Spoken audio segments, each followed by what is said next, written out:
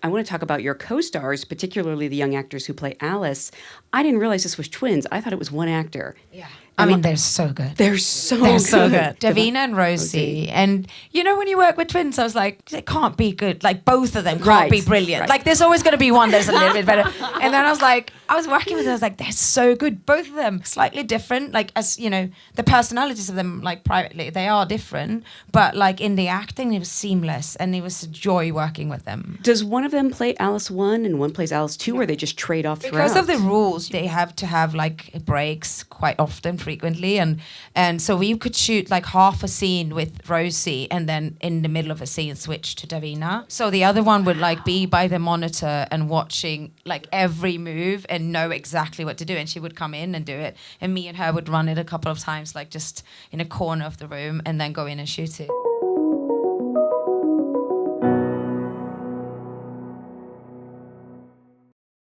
This is actually an audience of your fellow actors. Amazing. Yeah, so I always like to start by, well, usually I like to start by asking how you got your SAG card, but for you, you'd been acting for quite some time before you probably did a Hollywood movie. Yeah, I did my first movie in Iceland when I was like 7. But I was like a kid in the crowd, but it changed my life. But you can't really see me in the movie. But that was my first. It was like this kind of violent, bloody Icelandic Viking film. Is there any other kinds? That's how I started. It was like one of the first scenes I did was like running through like a house on fire. And I remember that I was like loving it straight away. This weird child, way too invested. And then I started working when I was like 16. I did a TV show, and then I did theater. So that was my main work from like 19 to 29. I was like on stage 5 nights. And you like, always per week. knew this is what you wanted to do? Yeah, I think so. It felt like, I remember when I was 7 that it felt like freedom, that I felt like I could be all of me. And kind of the only thing I ever wanted to do, and the only thing I know how to do. So, yeah. Was your family involved in acting or the business at all, or something? My mom was like, so I grew up in between Sweden and Iceland. My biological father was Spanish. My stepdad was Icelandic, and so we moved to Iceland when I was like 4.5, and we moved to this little village, or like a community for people with Down syndrome. Oh, wow. So my family was taking care of youth with Down syndrome, and my mom was kind of the drama teacher for them. So I was seeing her working with this youth, and that was like my first interaction to theatre. That's amazing. Yeah. So would they put on plays?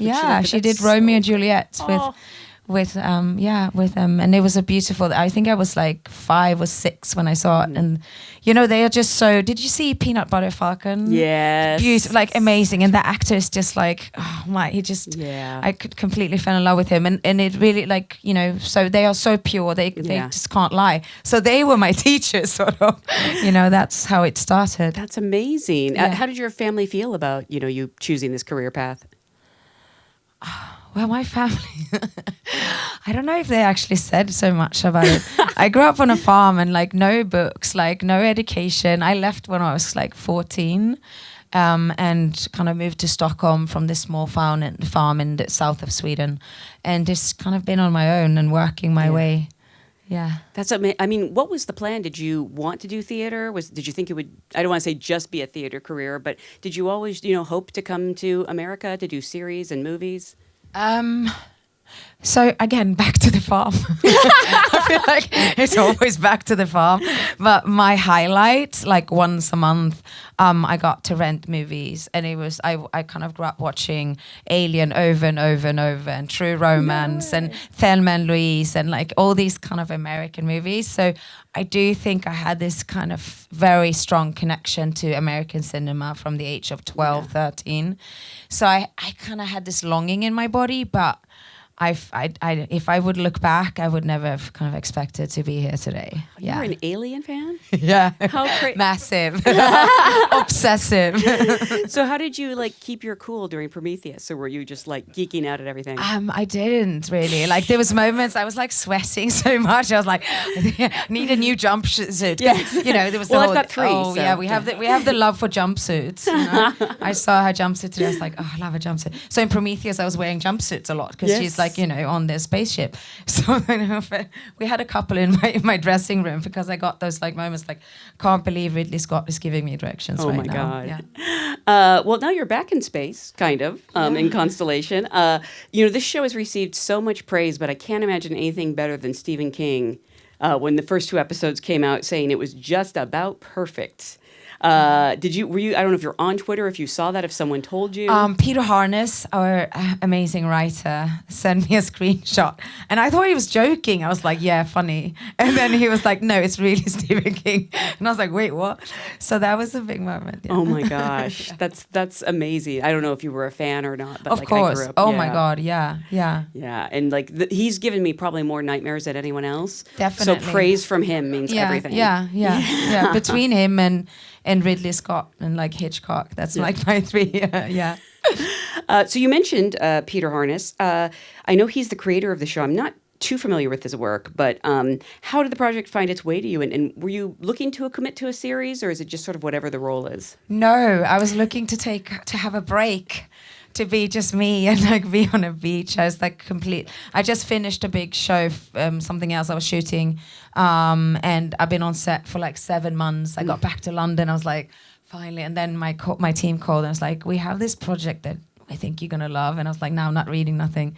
And they're like, just take a look. And then I read like 10 pages of the first script, and I was like, okay, where is this going? And then I could not put it down, and I read 2 episodes, and I jumped on a call with Michelle McLaren, who did the first block, amazing. and Peter Harness, and it was instant love, and we all like committed to do it together on that call. And I called my team, I was like, I'm doing it. They was like, wait, what? That's not like, you can't just tell them on the call. I was like, I'm doing it, I love it. So it was like, yeah. And Michelle, I just adore Michelle McLaren. She's such a force of nature. She's so talented. She's like a commercial, like she has this amazing ability to be an actor's director, but also kind of paint the big strokes and, create cinematic, unforgettable moments. And she's a perfectionist, and she works so hard. So we had a lot in common. And she directed a couple of episodes, didn't she? Yeah. So, Yeah. I mean, you've worked with so many amazing directors. I don't know if, what it is you hope for from a director when you show up. I want them to not let me off the hook, because I'm so like, I want to go further, I want to go deeper, and I can't I love to be wrong. So when someone says to me, I don't buy that, like there's more layers, don't go for the first, because you as an actor, you have a sense of like, okay, I know I can make this work. I know I can catch you with my emotions. If I just open the door a little bit here, like, you can kind of catch and grab and like direct it into something you want. But that's very one-sided. It's like, if I allow myself to really go on a journey, we will need to do it together. And I need you more, like as much as myself, because there's only so much I can do on my own. So like certain directors are just happy, they just let you do, and they're like, okay, great, let's move on. But when a director's like, let's go for another take, and I'm like, oh, you kind of like just a bit lazy. They're like, oh yeah, I've done it a couple of times now. But like, I like when it's like, when I get pushed. So they sent you the first 2 episodes of the show, and like, if I were you, I would say yes, just so I could get the rest of the episodes and know what's going to happen. You must have had so many questions. I had so many questions, and I didn't know what's going on. And I was like, and then I read like 3 and 4. I was like, still don't know. Got to do the whole series. 6, I was like, still don't know. 7, I was like, oh, okay. I'm starting to get it. Were all the scripts ready before you shot? No, but I spoke to Peter a lot, and Peter's an amazing human being, and we became really good friends, and I was really like kind of interviewing him and digging deep into his brain. Did you ask sort of for what the season arc would be, or did you kind of not want to know since your character is discovering it episode per episode? No, I need to know, because we were like shooting, it was all over the place, and we were just, and which is, not always easy, especially when it's different realities and different sides of yourself. But yeah, I needed to know, and I had to prep differently, because there's a lot to keep in mind and be really like, you have to kind of have a very like a simple approach and really simplify rather than adding on. So it's more peeling off and keeping it kind of almost like like almost had to go back and be like, okay, have I been here before? What have I seen? What do I know? Just to make it super simple, because then it's so many layers on top of that is adding on later on. So. And we have to get into a little bit of spoiler territory to talk about this performance because, but I don't think it's a secret. You're playing two versions of this astronaut Joe. Actually, before we go any further into that, I want to talk about your co-stars, particularly the young actors who play Alice. I didn't realize this was twins. I thought it was one actor. Yeah. I mean, they're so good. They're so good. Is it Davina? Davina and Rosie. And, you know, when you work with twins, I was like, they can't be good. Like, both of them can't be brilliant. Right. Like, there's always going to be one that's a little bit better. And then I was working with them. I was like, they're so good, both of them. And they're they're brilliant. Yeah. And there's slightly different. Like, as you know, the personalities of them, like privately, they are different. But like in the acting, it was seamless, and it was a joy working with them. Does one of them play Alice 1 and one plays Alice 2, or they just trade off throughout? Because of the rules, you can't work like, you know, they have to have like breaks quite often, frequently, and so we could shoot like half a scene with Rosie, and then in the middle of a scene switch to Davina. So the other one would like be by the monitor and watching like every move and know exactly what to do, and she would come in and do it, and me and her would run it a couple of times, like just in a corner of the room, and then go in and shoot it. So it's amazing. Yeah. This may sound like an odd question, but you know your scenes together are so vital to the show. Was there did you audition with young actors? Was there a chemistry read of any kind? That's all Michelle McLaren. You know, she was, because it was I think Rosie and Davina were the first twins they saw or like auditioned, and then they did a whole round, and she's like, can't be the first ones. We looked like it must be more. Right. And then it was like they kept coming back to them, and so yeah, they were our first choice. Like, I think, yeah. Wow. And were you able to meet them and establish any sort of? Yeah, they came to my house in London. Oh, wow. And we spent like a day together, and I prepped like a whole meal for them, and they're like, we're vegan. I was like, oh, wait, what? They're like young adults. Like, they're so weird, and they were so well spoken. I was like, I didn't go to school. I'm like, I feel like I'm the one. Like, I need to step up my game here. They're vegan. Now, I'm a little surprised you're not vegan after lamb. Oh yeah. No. I was actually for one of the Q&As for lamb. There was like someone asking me, was like, would you still eat like lamb? And I was like, I do, because I grew up in Iceland, of and course, you know, yeah. I grew up on a farm, and like, you know, it's a part of life, you know, and I was very used to just, you know, we had bottle lambs, like, because sheep are pretty brutal. They have like maybe like 7 babies, and they're like, no, I don't like 2 of them, so they push it. So me and my sister would like feed them and take care of them over the summer. And then September came, and it's like slaughter time, you know, and there was like, it was just what it was, you know, and it was brutal, but like part of my childhood. So it was very normal for me. But I wouldn't eat like, I try to eat like, you know, organic, and really kind of, I care about it. I wouldn't eat, you know, and I don't like to eat a lot of meat, so. I love meat, so I can't judge anyone. Sorry.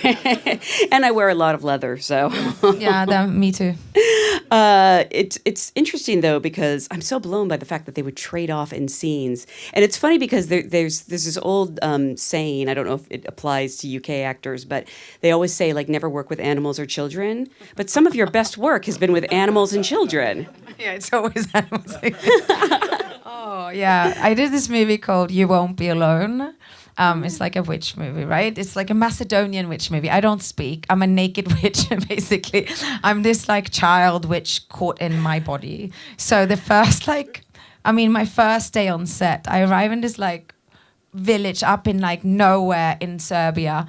And my first day on set is like I'm running around improvising with like pigs, chickens, cats, and dogs naked, basically, with like, and it was the weirdest. I was like, like, who does this? Yeah. So yeah, I mean, there's been a lot of kids and there've been a lot of animals, and it's not easy, but they don't lie, you know? You have just pure truth coming at you. Just need to go with it. They are not impressed. They will do what they want to do. No. When we did Lamb, like the cat, I don't know if you've seen Lamb, but there's a cat in the movie. Thank you. And the cat was like such a diva, obviously. You know, cats like, and the cat was like, I'm number 1 on the call sheet. Like, everyone needs to wait for me.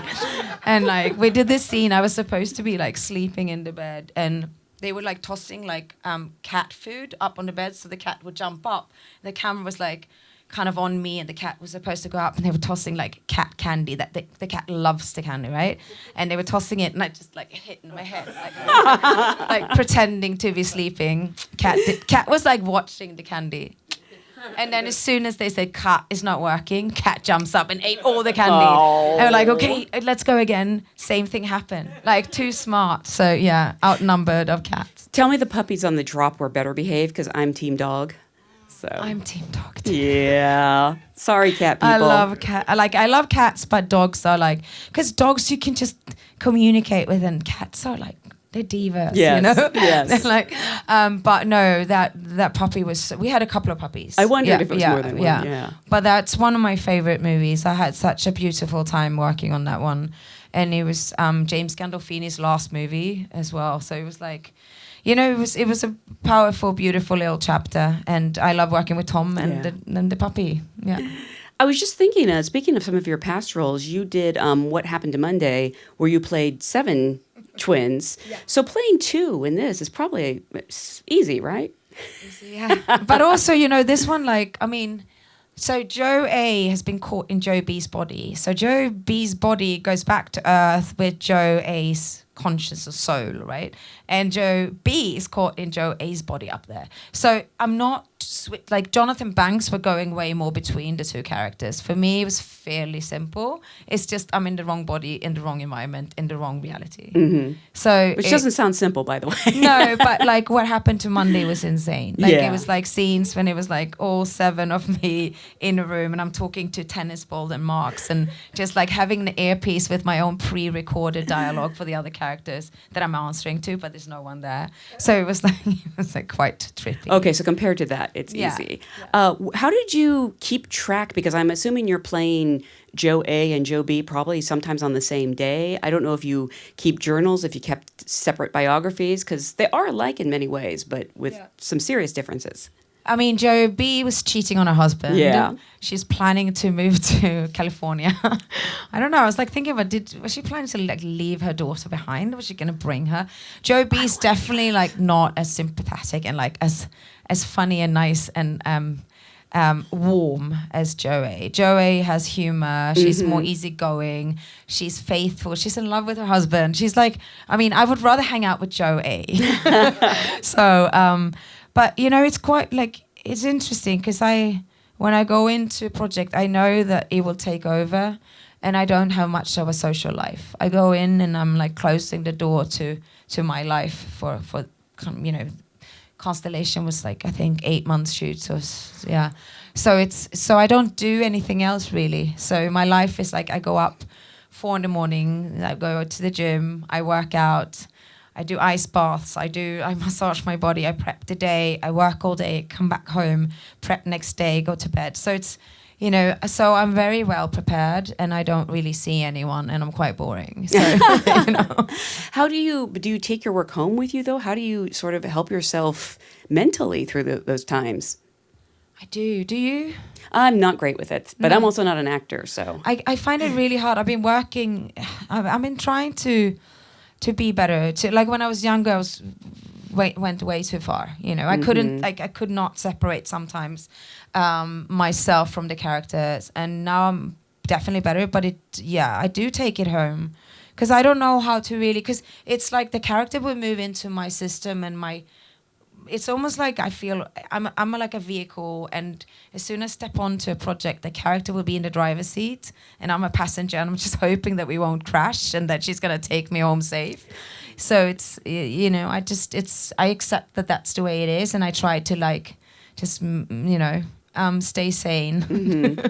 Well, it's interesting because Joe really starts to doubt her own sanity, and just sort of being in that mindset is a really tough place to be, you know, shooting for months on end. So I would, you know, think it would be pretty hard. Yeah, I mean, I was not always, I felt quite lonely and I felt paranoid at times because I felt really like I wasn't sure who I could trust. And when I look back, I was like, it's not Nomi. It was like nothing wrong with the people around me. It was Joe being like feeling really isolated and lonely and not knowing what was going on. And in the moments I have, it's a hard time for me to see that sometimes. I feel like I lose track of what is what. But I had a lot of weird nightmares. I dreamt that I came home to my son in real life and that they had blue eyes. And I'm like, it's so creepy. And I was like, Lev, are you wearing contacts? And he was like, what are you talking about? I was like, your eyes are blue. And he was like, yeah. And I'm like, you have brown eyes like me. And he's like, no. And it was like, oh, shit. So I had it really kind of it colored and stained my dreams as well. You got to save these ideas for season 2. Yeah. Have you told Peter about these? I need to tell him about this. Yeah. he knows a lot about my nightmares though. That's amazing. But in fairness, your co-stars are pretty shifty. Like I wouldn't trust Jonathan Banks. No. Yeah. No. He's like the loveliest human being. Isn't He's he? so lovely. He's so funny. But he has this it's a very rare quality of being so tender, but also you feel like there's something dangerous there, It's like, and he's hiding something surely. Yeah. And James Darcy is also wonderful. Brilliant. All of them, great cast. What about just sort of the preparation for the space scenes? Because I've been told that, first of all, those astronaut suits are unbelievably heavy. You have a lot of techno jargon. Yeah. I would think that would require so much preparation on its own. Yeah. It was, I think I was prepping for 3 months. So the floating is supposed to look really graceful and light and, beautiful, like I'm in water. And, but it's actually you're holding yourself. It's like being in a plank for hours. And I'm used to do fight scenes. I'm used to be like a little pit bull. Yeah. And I'm I'm short and I'm stable and I'm used to do martial arts and stuff, which is a complete different balance point. So I started doing ballet and Pilates and really kind of working on my balance, my core muscles, my neck muscles. So to be on wires for hours and hours, it's really intense for your body, and it's all about holding yourself up and keeping a flow and not going into cramps and spasms. So it was a lot of physical preparation, and then interviewing astronauts like Scott Kelly, who's an American astronaut. He's an amazing source of stories and also very honest. Mm-hmm. So when he was on set and checking on the floating and kind of walking in and looking at the ISS and the International Space Station, we kind of recreated it so it looks exactly like the real one.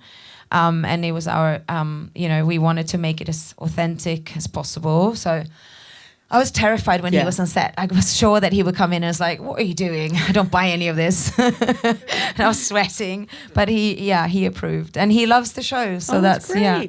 Him and Stephen King, those are the 2 endorsements you need. That's all we need, yeah. Yeah.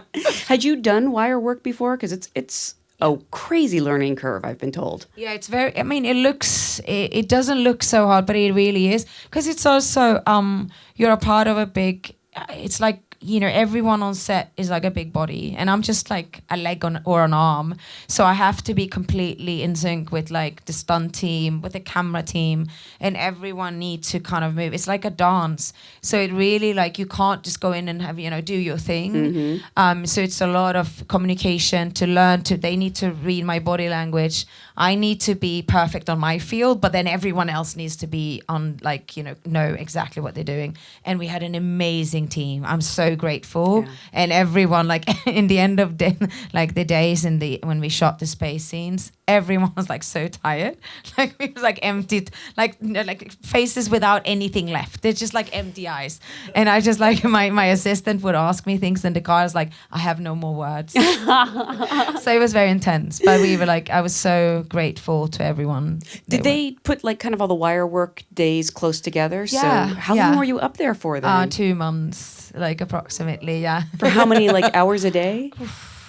I don't know. Do they let you down in between, or do they have to? Okay. Yeah. I mean, because just let her hang. Let's go for a break. She's fine. Yeah, send her up a Coke. Yeah. But I'm this kind of person. I was let's just do it, and then afterwards, like, I can't really move. I was like, no, I just need a break. And it's like, I don't normally ask for breaks, but it was so intense. Yeah.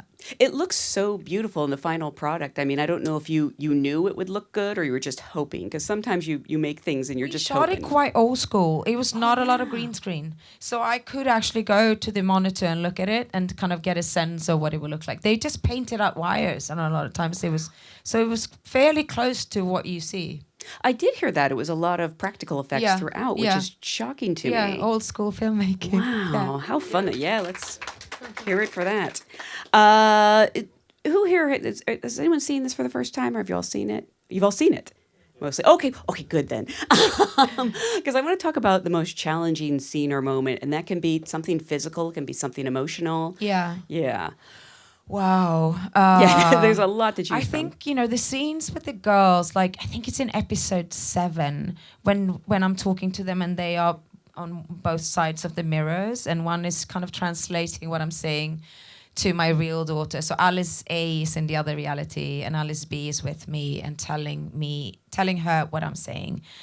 That sequence and the girls in that scene, they were just so heartbreakingly good. I was like looking at them and just like burst into tears because they were so sincere and so real and so vulnerable. And that whole chapter, and they burnt the house on fire and me kind of running with them in my arms and they completely trusting me.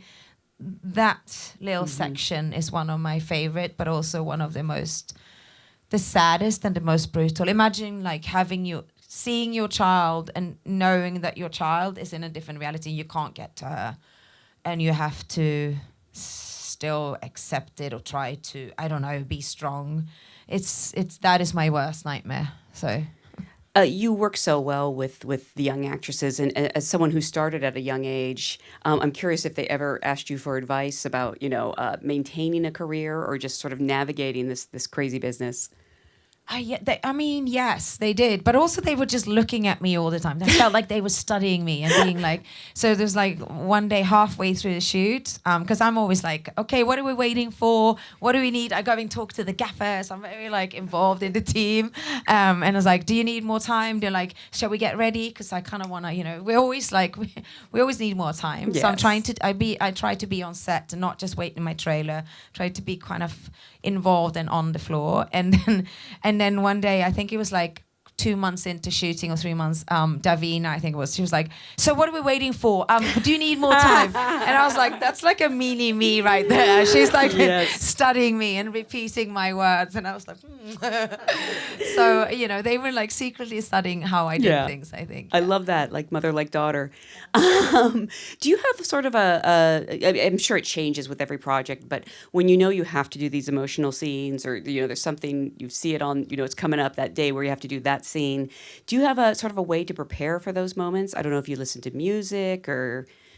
I do. I mean, I create playlists for my characters that I listen to every day in the makeup trailer. So my makeup artist is bored of my music in the end of a shoot.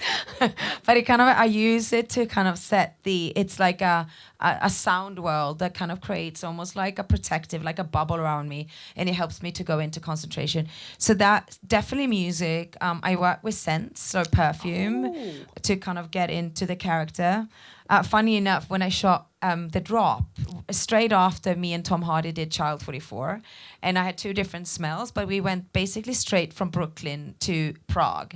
And the bottles looked the same because I was working with a woman who made my perfumes. Basically, the bottles were like almost identical. And then one day on set for Child 44, I accidentally, like 4 a.m, grabbed the wrong bottle and spritzed myself.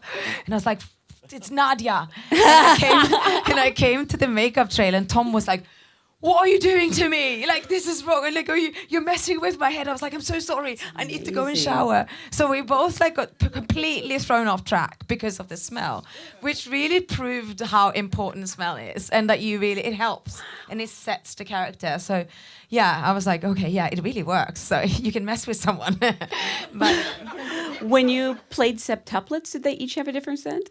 no, because No, but after that, I developed a perfume concept where you can actually layer perfume. Because the problem with it was because I would go from Monday to Thursday to Friday to Sunday, and I didn't have time to shower between.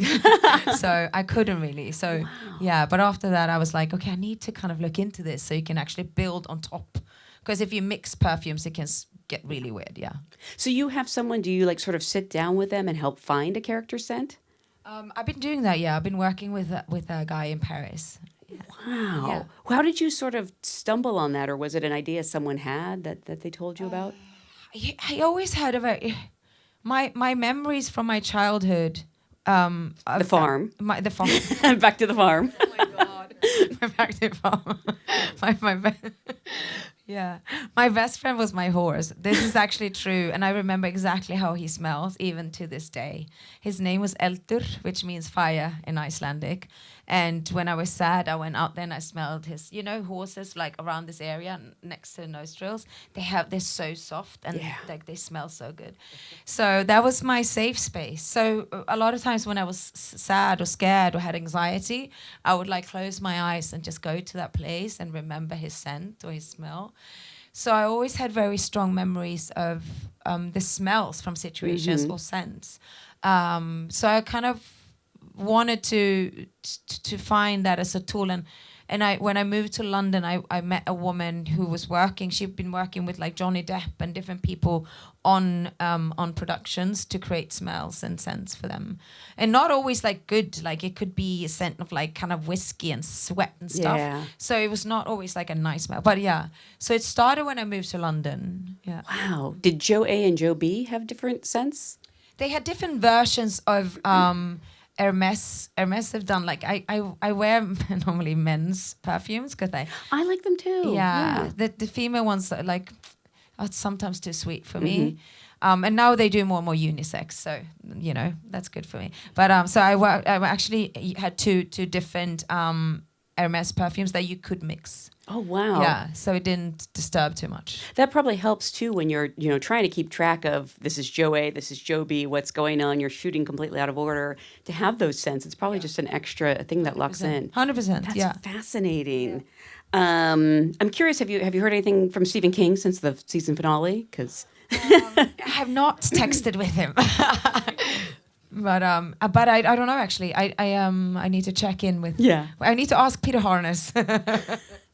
And you mentioned working with Michelle MacLaren, just one of the best directors there is, because she did, I believe, the first 2 episodes, where there were sort of conversations about the tone and sort of setting, what would carry on as the mood through the series. Totally, yeah. She's a producer on the whole show as well. Oh, great. She's brilliant. She's this like small, petite, like Canadian woman with like such a strong energy and just like works so hard, and like all these big dudes on set just like she's like this and they're like okay. so we're both like petite people, and I was like learning and looking and just admiring her. And I mean I remember discovering her from Breaking Bad and then Better Call Saul and Morning Show and Game of Thrones. She's just like this.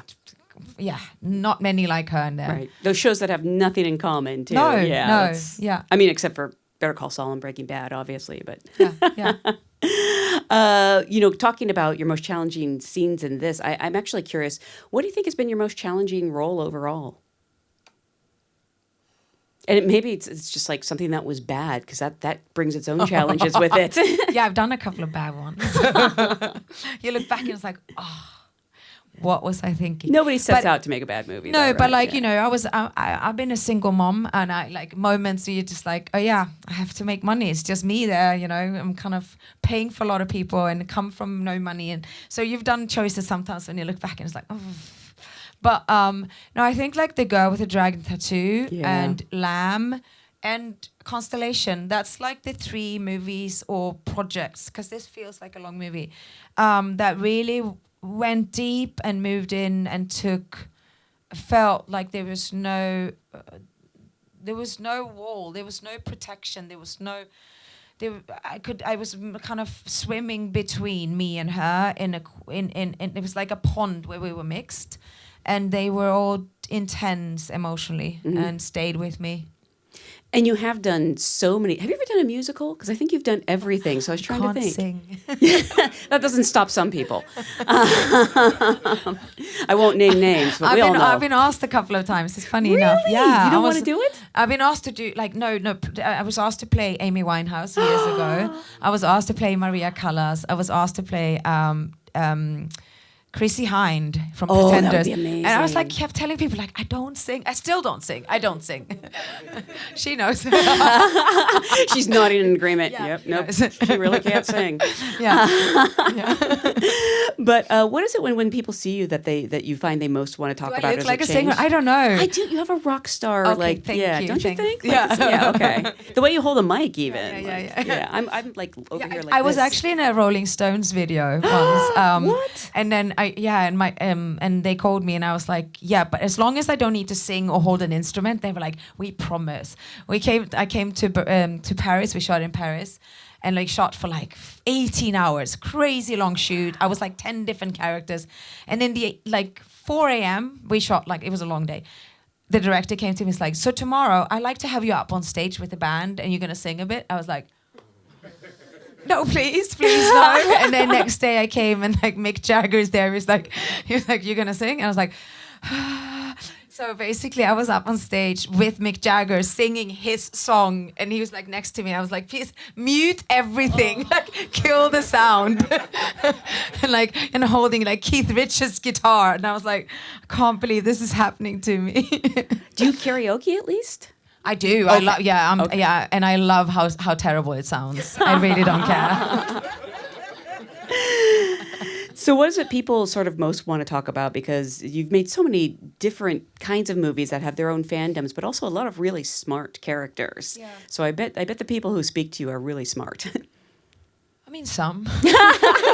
You are. I feel blessed to be here today because this is film lovers. You're like, cinema lovers. Always fun to talk to. Yeah. But I think the most common thing is people are like, wow, you're like not angry and aggressive. And like, I think people have this thing, like they think I'm like this like very serious person and they don't know that I'm like, I really don't like, I don't take myself so serious. I like being stupid and I wear weird shit and like I would wear, I don't really care. So I think a lot of my friends know how like that I can wear like wigs and I wear let's dress as that and like let's just go out and have like funny voices for a whole night and so I think like the most like common thing is people are like, wow, you smile so much. And it's like, why wouldn't I?